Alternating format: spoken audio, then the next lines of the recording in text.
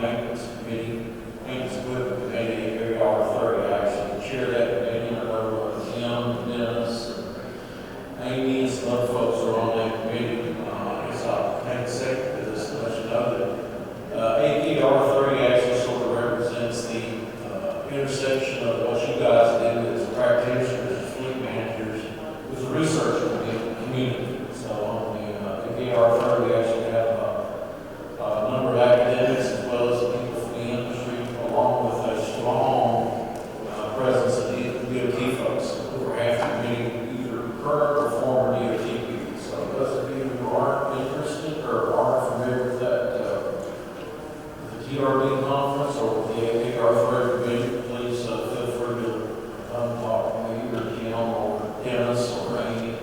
We really do, like I say, we complement the equipment twig at ASHO as well as the MTSD conferences. We sort of represent the intersection in a lot of different directions. So with that being said, we'll talk about NCHRP 1308. As Mike indicated, this is a project that these projects, there's been a whole series of NCHRP 13 series studies about DOT fleets and equipment. This will focus on repair versus replacement. Some of these projects are very tool-oriented. Some of them are more process-oriented. This was a very tool-oriented project. We actually produced a Excel tool. It's an Excel-based tool to try to help you folks make these kind of decisions, or at least try to standardize some of these decisions. And we'll be talking through that tool a little bit here. I've actually got a video. I decided to hopefully it'll work and play so you guys can see it, because I know if I start working with that tool up here, we'll get motion sick. Because I've tried that before and it's just miserable for people. I feel like they're on a boat out in the ocean when they see the thing churning around. So anyway, let's just go ahead and plow into this thing. Oh, I would mention, as you can see, the Canipe Group is the prime contractor for this project. The Persia Group, which was the firm I worked for at the time, that were purchased by Mont was a major subcontractor as well as Western Carolina University. So that was the folks who performed this work. I do want to recognize the folks in the room here. So I think some of you all know a lot of these names. John Hildreth has been very involved with the equipment community. He actually was receiving me as chair of the NCHRP community work, and then Dennis, who's in the room here, was on the team as well as you heard Blood before the break about participating in these project panels. This was a list of folks who were involved in this panel. In the room here, of course, we've got Tim and Melissa from New Jersey. I think they'll tell you that these are very, I put blood into this. This is a good way to meet your peers. You learn a lot. I don't think the workload is humongous, but it's not monumental. It takes a lot of work. And honestly, this is one of those things where you get out of something what you put into it, frankly. I think the panel on this project did a wonderful job of trying to help us get a tool that would meet your needs. So we went through multiple iterations. In fact, to be frank with you, we completely redesigned this tool 3 times during this project because the feedback we got wasn't going in the right direction. So hopefully, as a result, we've got a tool here that will work well for you if you decide you want to use it. And it's, like I say, it's pretty for you folks. There's a fair bit of money in there for involved. So let's go ahead and talk about this thing a little bit. The tool ended up being called the 4R tool, and we'll go through that in one of the other slides. I won't take the time to go through that. We'll work through an example in this slide deck at the end of it. But like I said, I do have a video to go as well. So let's just go ahead and proceed. This was what motivated this project was actually the equipment twig and ASHO wanted some guidance to try to figure out if they could develop a tool that would help make some of these, I won't say help make, because the tool doesn't make any decisions. Just basically help the fleet managers and the DOTs systematically come up with decisions that they can, especially they can decentralize out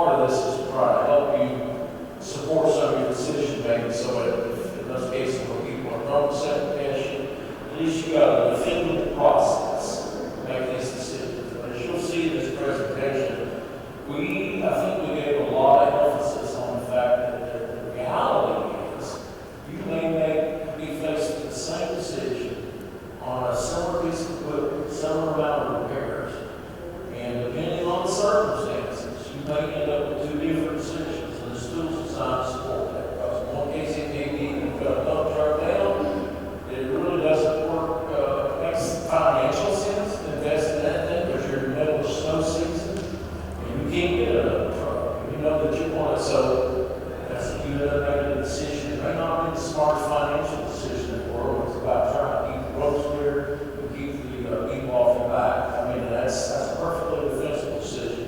As well as it's the summertime, you have that same truck. You can do 1,000 trucks for 2 or 3 months while you get another one and everything, and you have different decisions. So this whole thing is still designed to allow you the flexibility to take those kind of decisions into account. And like I said, this is the objective of the project. One thing I'm going to say about this is I will, at the MAC conference a month or so ago, when we made the same presentation, there was some discussion afterwards about the fact that this tool and some of the other tools that have been developed for these research projects were Excel-based. And there was a really good reason for that, because that was simply the tool that we knew everybody would have access to. Now, the problem with an Excel-based tool, of course, is that, frankly, even though everyone has access to it, it tends to make it more difficult to automate some things, that you have to do some things manually, because the more you embed these kind of tools, macros, and other things to make them easier to use, the more that, frankly, in a lot of state systems, you can't do a macro enable workbook on a state's network. It was simply won't let you do it. You have to get IT involved and enable that thing. So long or short of it, the choice of Excel is both a good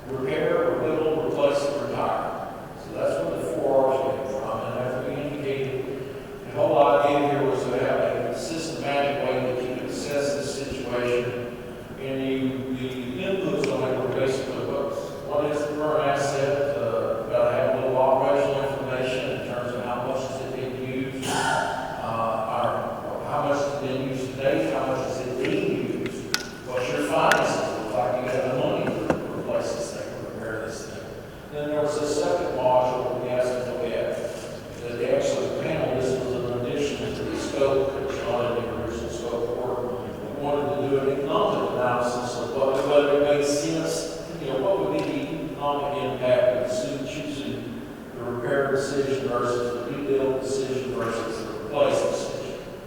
So that was the premise that we went into this for. With one of the things in this slide here, it's a flow chart. And this was one of the reasons we went through 3 iterations of this model. Because the first iteration of this model, we were addressing the question of repair versus rebuild versus replace versus retire.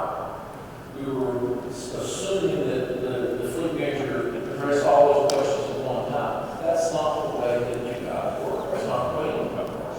It's a real decision. Yes, that's the reason we had to go back and redesign it. The first decision you make is, am I going to repair this thing? Because the retire or the rebuild or the replace, that is not your first decision. That's your second or third decision. So the first question was always, am I going to repair it? Now, if you decide to go to repair it, then as you see at that top line, then the question is, do you want to rebuild it by repairing it? Do you want it? And this was one of the challenges of this project. I'd ask any one of you, what does it mean to say you want to rebuild a piece of equipment? The problem is it's a non-defined term. Nobody really defines it. It doesn't say exactly what a rebuild means. For one person, a rebuild is as simple as, well, I need to rebuild the engine, so I've got to rebuild the vehicle. Another person says, no, if I'm going to rebuild this vehicle, I'm taking it down to the frame, and I'm replacing bushings, and I'm replacing everything. It's like a new vehicle. So the bottom line is one of the things that we had to struggle with was the fact that rebuilding is different things to different people. We came up with a general rule that was backed up by research, which is when you repair something, all you're doing is bringing it back to the condition it was before it broke down. You're not adding any life to it. All you're doing is returning it to service. When you rebuild something, you're adding some degree of additional life. You're extending the life of that vehicle somehow, some way. How much depends on how big or how detailed the rebuild is. But this concept, quite frankly, I can tell you, if when you're talking with your folks at DOT's not about fleets. I don't have to tell you guys that. Fleets are it's not what the DOT exists for. In most cases, you guys are either reporting to or reporting with the maintenance folks. And that for them, the fleet is the tool. It helps to think about and express things in concepts to the person you're talking to. In the maintenance world, or in the highway maintenance world, you've got treatments on the roadways that are just going to restore the service. That's where you're filling the pot. That's where we're repairing garbage. That make the road last one day longer than it otherwise would. You're just getting it back to the condition. A rebuild is standing around, you're going to go down, you're going to do a mill off 3 inches of asphalt, and you're going to do an overlay. A 3-inch overlay is going to add life to that asphalt. So it helps, frankly, this is one of the messages I give you. It helps to translate your problems into the way that your audience looks at things. So we're DOTs thinking about explaining these things this way. We're trying to either just return it to service or we're trying to extend its life just like you all asphalt or bridges or everything else. Because even though those assets sooner or later reach a point where they're completely failed, you got to be replaced. The only thing difference in the fleet world is it's a lot easier to buy an off-the-shelf truck or car than it is to buy an off-the-shelf bridge. Even though, frankly, they've got some of these standard bridges for going over government, so it's not completely unheard of there either.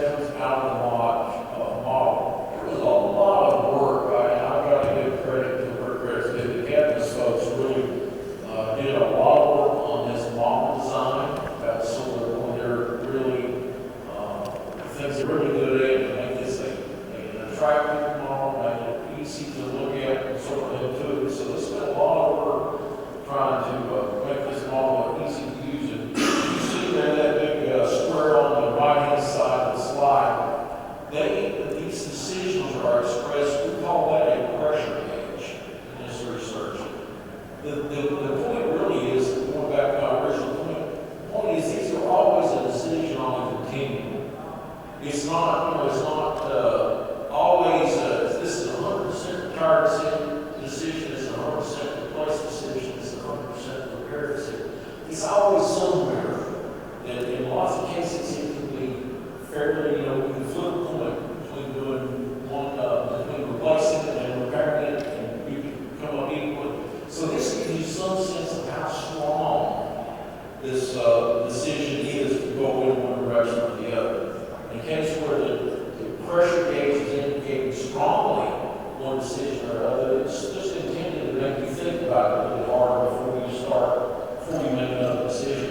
This tool doesn't make you make a decision. You don't have to follow the results of this tool. It's just a tool.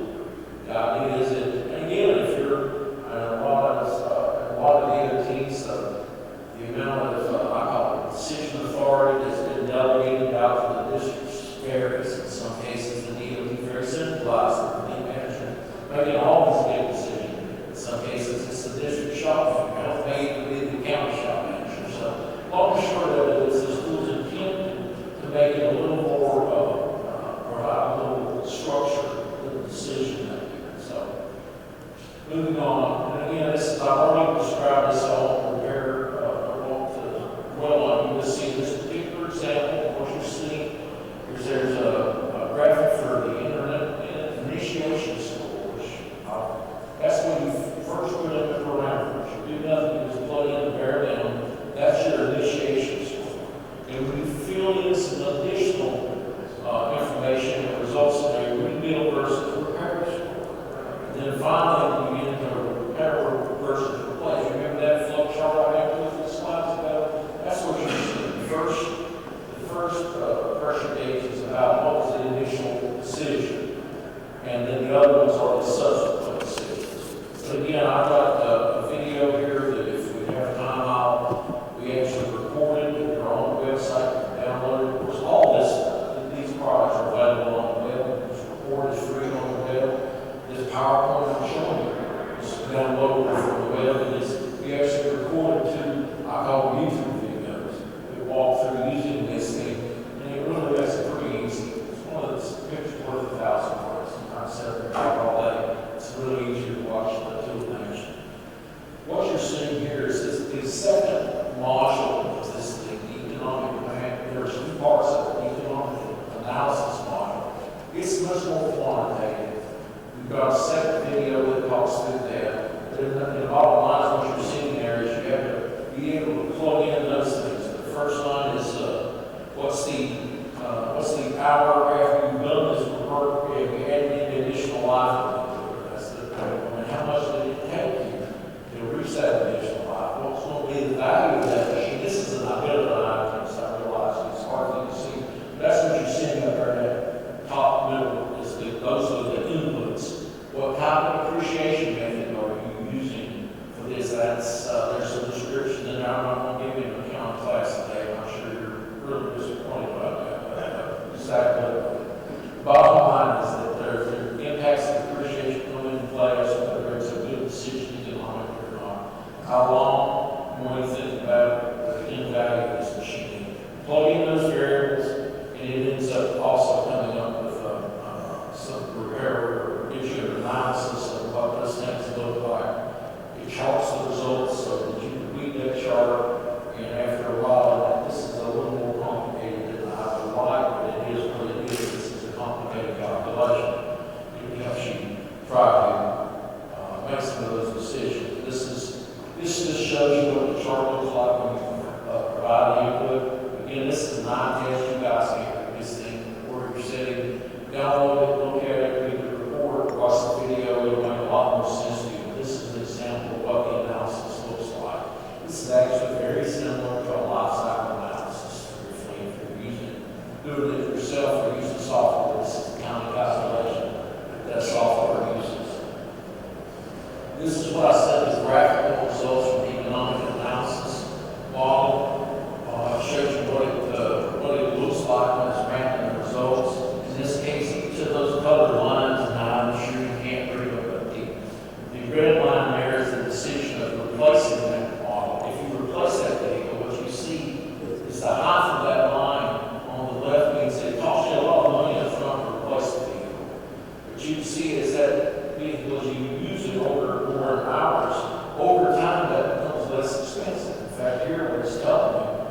is it about roughly 3 years old, it's going to cost about the same as if you had rebuilt it.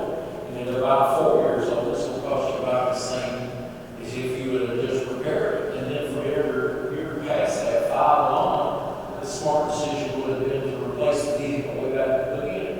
So that's what this model is telling you. How much longer, and what's the economic impact of making these different choices? Like I say, it's, again, just keep in mind, and I'm sure you've been to many fleet seminars where they beat up this whole point.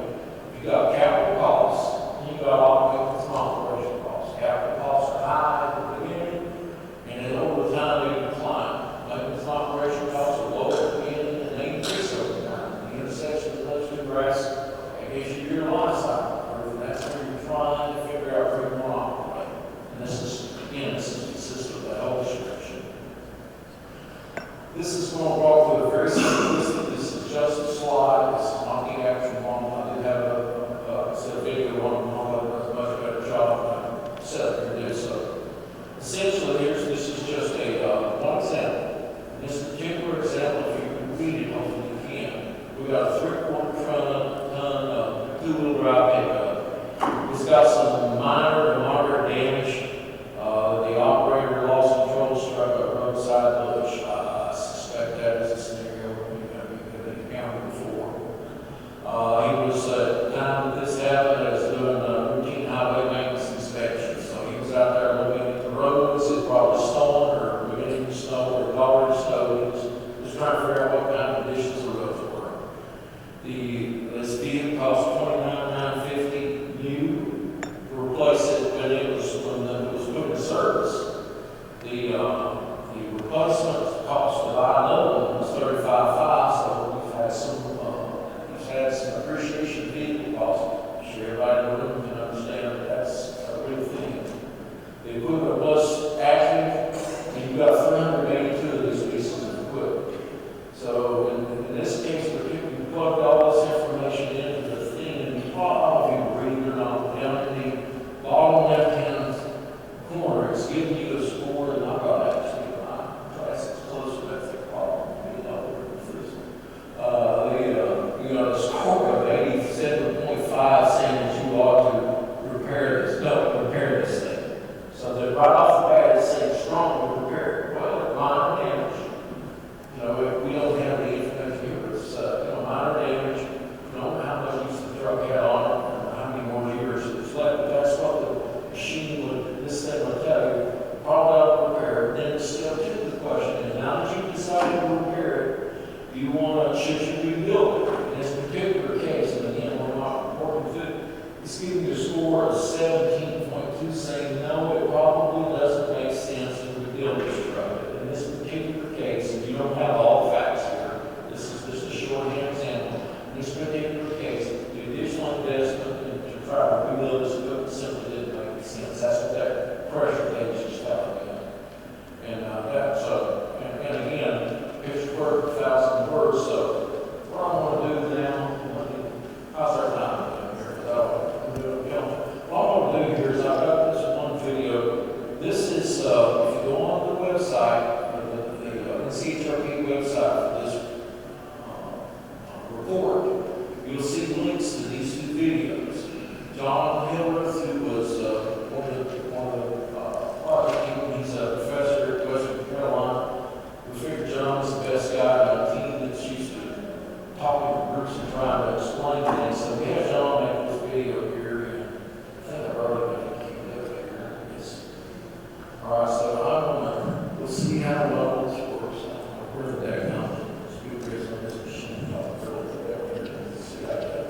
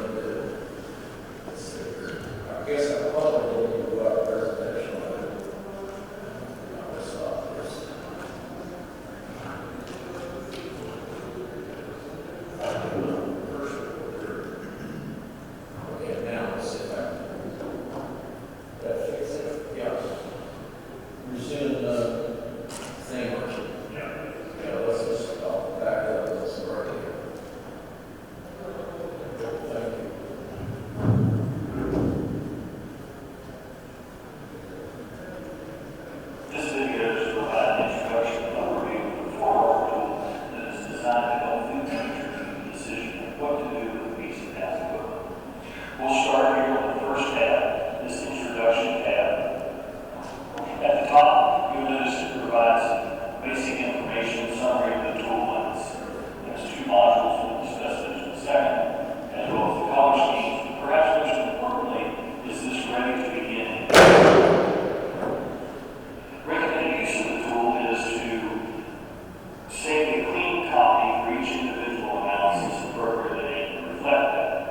And this indicator, ready to begin, reflects the fact that this tool currently does not contain user input information. That is, it is a clean copy and ready to use.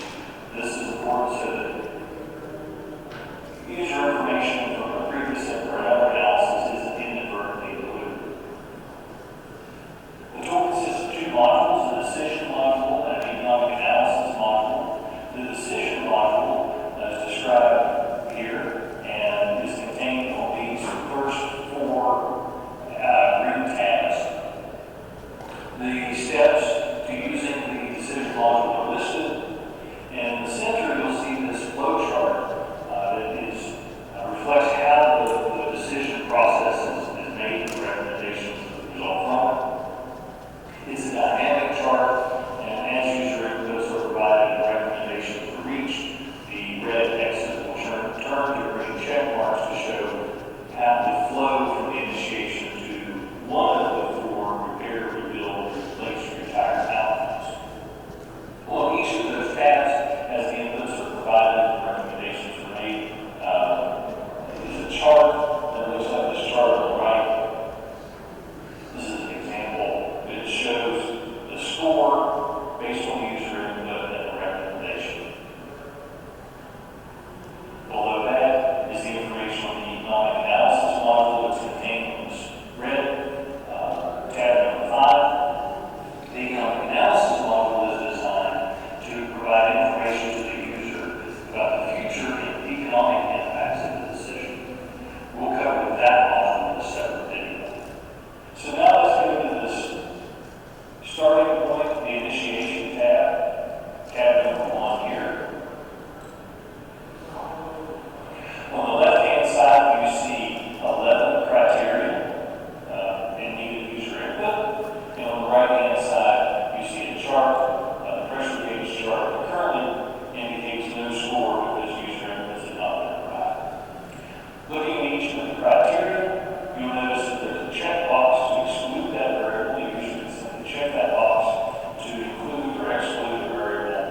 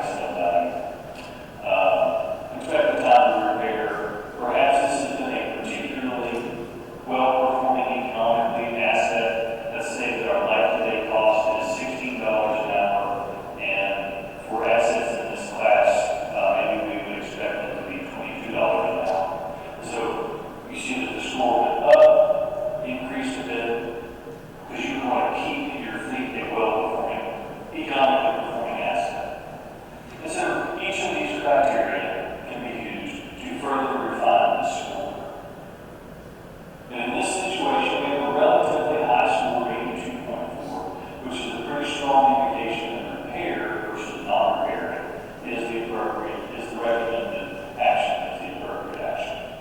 It also tells us that if our score is greater than 50, which it is, that we should go to tab 2A, rebuild versus repair. We can click this green box here to get there, or we can click the 2A tab down here to get there as well. Now, with this tab, now that we're going to perform some repair action on an asset, the question is how much do we simply make the repair, or do we take a larger rebuild action and improve the condition of the asset? And so here, some information is brought forward, such as the age of the machine and the condition of the machine. But other criteria are present as well, such as is rebuild an option for this class or not? If it's not, and we have funds available, and these other criteria are as they were said, we have a pretty strong recommendation score of 1,300 to repair the asset. If rebuild is not an option, then repair is the recommended action in this case, based on the information we have. And so if we can do a couple of things. We go back to this introduction tab, and you see that our flow chart is updated to show that we should consider rebuild versus repair, and in fact, we should repair our asset based on the information provided. We can also go to our output tab here and see that these scores are reflected here in terms of our initiation scores, as well as our rebuild versus repair score.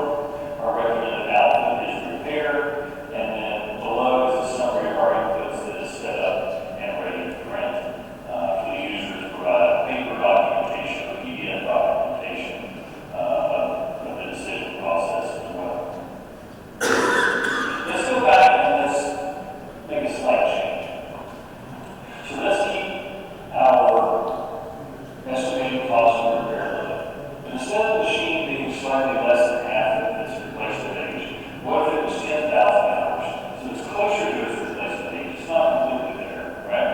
In this instance, the repair versus no repair is still recommended a repair action. Keep the asset and make improvements to it. And now we go to our rebuild versus repair tab. And again, if rebuild is not an option, then the recommendation is repair.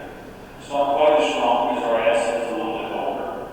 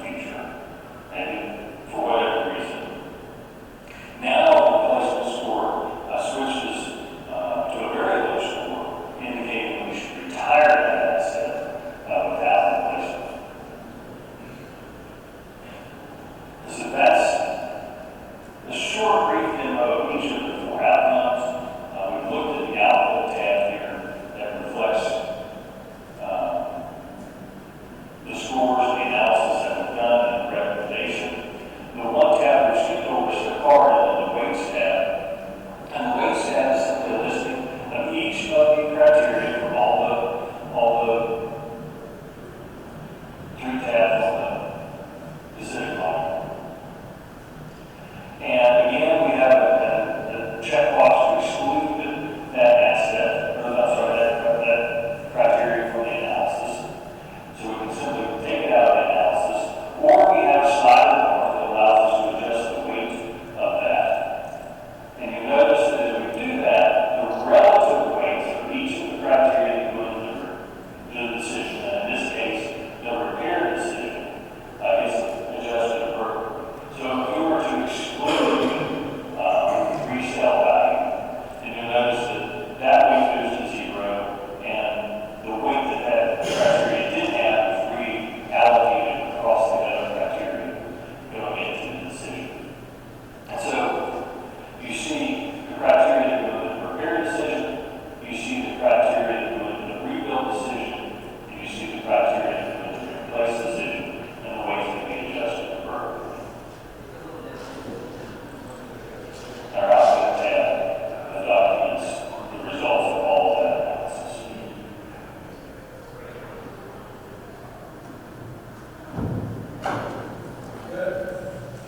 As I said, picture worth 1,000 words. Hopefully that was more help understand a bit more. There is a second video. These videos are about 12 minutes long. It covers the economic analysis. I don't think I'm going to take that time. I don't have this on schedule. I would say, like I said, this is typical of these projects. We're trying to address the broadest range.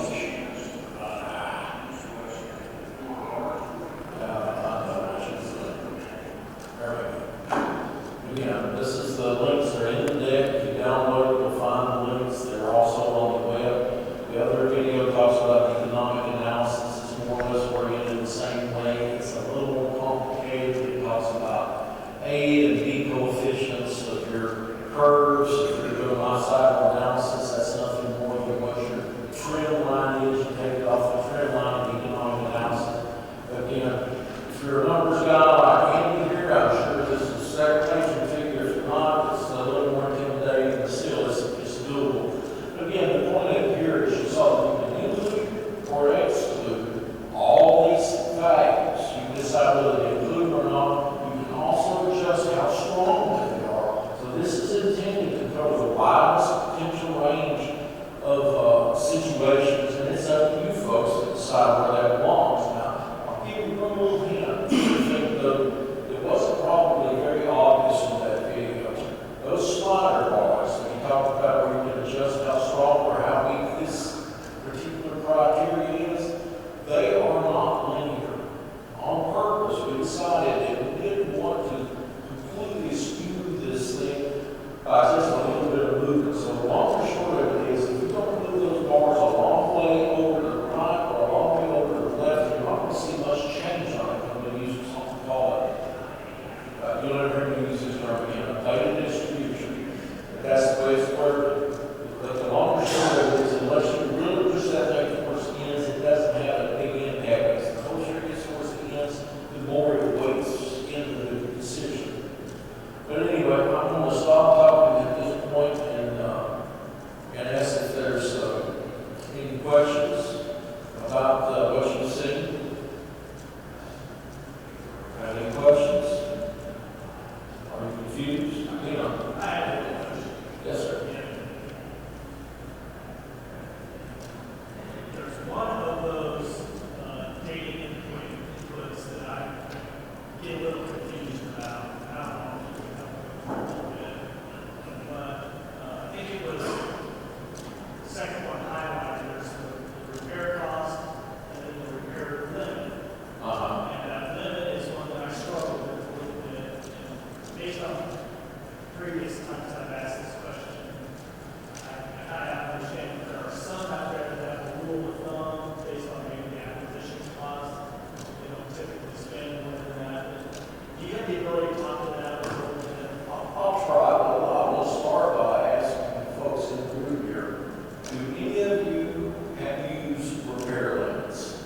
In other words, is there an amount of money that you simply say, we're not going to spend above this amount of money on this kind of equipment at this particular point of age? That was one of the more common survey responses. Did any of you use a repair limit? I see a couple of hands.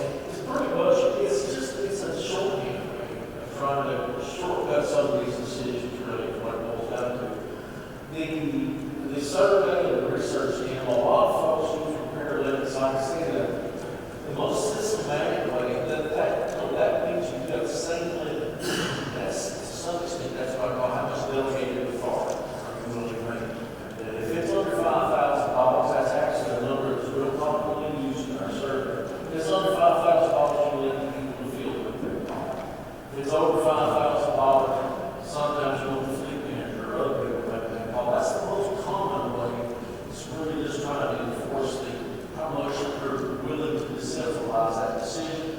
The other way, this is the more systematic way, is to, and repair it based on what is this thing worth, or how much can we spend on it? Okay, there's two other things I've seen.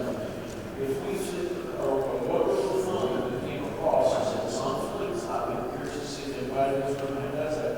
They say, we will not spend more money over time on a unit than we pay for it. That's the repair rate. So if I paid $35,000 for this unit 10 years ago, the rule of thumb, the repair limit is, if we've already spent 25, that means we're prepared to spend another 10, and then after that we're done with this thing.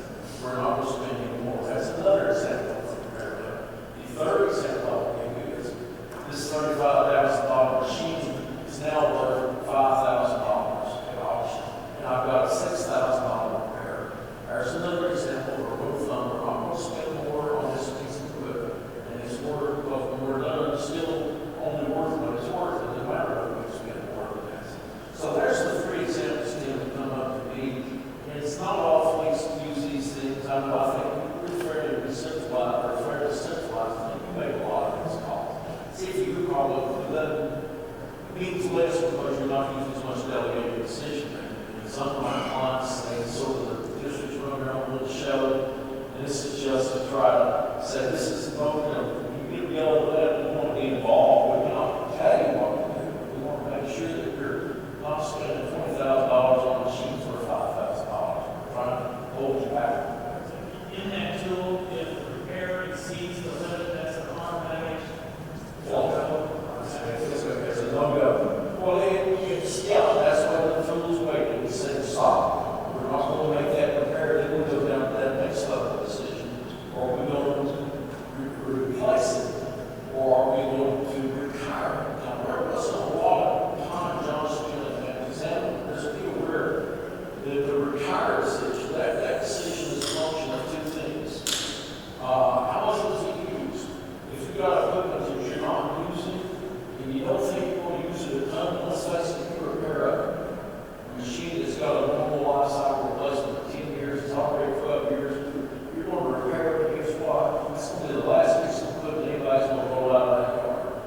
Because when they'll roll it, and there's nothing else about it. So guess what? The utilization probably not going to be very high moving forward because it's already on the machine. You need to take that into account. If you don't think it's going to be used as much as your other machines,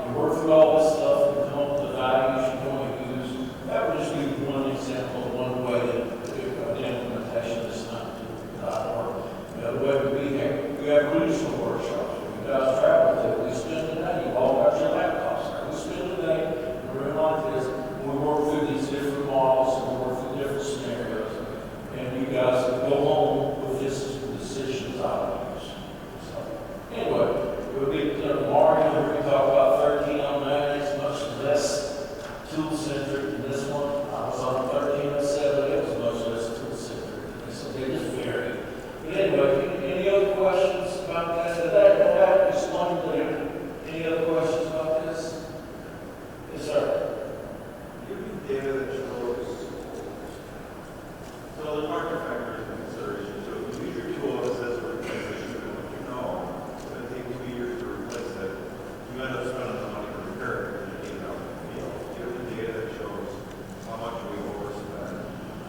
Actually, that economic analysis model that I didn't show you, would show you the value of what the financial impact of that decision was. We'll calculate that, but again, it's a little tougher to use. But if you're already used to doing life cycle analysis, figuring out, that's, you don't really do the A and B coefficients of that trend line, the cost trend lines, all is the magic that's really in that thing. Most people simply aren't used to doing that. I do it all the time. It's not that hard to do. You just got to get your head around it. And then it would tell you, yeah, it's like, by making that repair decision when we should have got rid of this thing, it's going to end up costing us over 5 years. It's going to end up costing us another $8,000, and we could have avoided if we had been able to replace it back when this happened. So yes, that tool tells you the impact over a period of time. That's what I said, remember on that slide, that repair versus replace, it took like 3 years before replacing it. Now the cheaper option to do repair it took like 2 years. That's what those different lines, and I'm not throw it back up if you like. But essentially, if you want to watch this other video here, it's on below, it walks through that whole scenario. That's the whole point. If you dig, you go to your cost ranges. You say, hey, listen, I know you want this piece of equipment back. I know you're dying for it. Look here what it's going to cost us. It's going to cost us $8,000 more than we need to spend over the next 4 years repairing this sucker, compared to if we live without it for the next 6 months. And that's a valuable piece of information. And this is real money. If we're going to spend about fixing this cost to get it back to you now, and this is what it's going to cost us over time. So, again, I think that was one of the more motive of those of you who want to I think that one of the reasons that this project was funded initially was because you were finding yourself in those positions and you really didn't have any proof of it. You intuitively knew this was still a decision, but you had no numbers to back it up, so this still could be the numbers to back it up. That's it. Still don't need to make the correct decision, still may decide, yeah, I'm going to have my plow, I got the state senator on the phone, you're ready to fire me. So, any other questions? Yes, sir. I just want to piggyback off that last question, because I think that's the issue with the line that when we're scheduling things, it's very simple, right? You put it in the future, not the controls up, because you can't get there. Is there a way to enter in data relative to, all right, if I don't fix it, my customer still needs to get work done, the rental options available, and the cost of that related to repair, when you can't have an asset available to replace it? This model, there was some discussion about that, that we recognize. In fact, I think that's one of the things we identified as a future enhancement, a future research need. And you're right, that's important, and honestly, in that scenario, biggest variable is that easement code development. And I get it. You know, it might be the same thing. I'm all